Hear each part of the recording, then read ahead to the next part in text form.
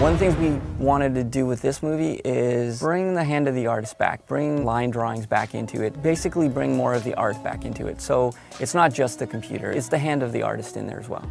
Comic books actually are really expressive because they're hand-drawn. Specifically, all the characters' expressions are drawn with line work.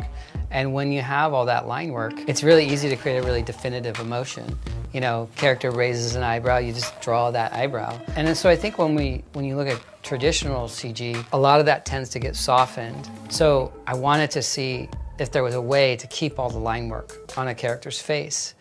And Josh Beveridge and Danny, their teams found ways to actually animate, to create like dimensional line work on the character's face. It doesn't just come with the toolkit. Every single expression line has to be built and has to be given a rig and has to be mapped onto the surface of every character's face. All that line work actually has to be built in 3D as a piece of geometry and mapped and coordinated by an animator. And it was incredibly difficult. They rose to the challenge and they found ways to do it, and they invented a whole system to be able to do it. The number of things that they had to rig for each character was phenomenal.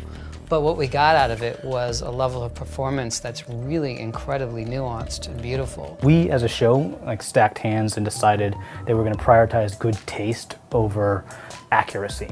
Accuracy is one of those things that computers do really well, and people are better at good taste, and sometimes having things misaligned or feeling slightly imbalanced is appealing, and it adds to the design. And so that's process of every department contributing a little bit. Everyone gets to improve on it as part of our workflow. The imperfection is charming. Life's imperfect. Computers are too perfect, and that's one of those things that feels sterile. One of those things that feels like it got so much more design in it because there's all these little misregisterings and little misalignments, and contacts aren't absolutely perfect. Again, good taste is more important than accuracy. So a lot of detail went into this movie. At the end of the day, a lot of that detail can really only be seen on the big screen. There's a lot of finesse to this. You just need to see it on the big screen.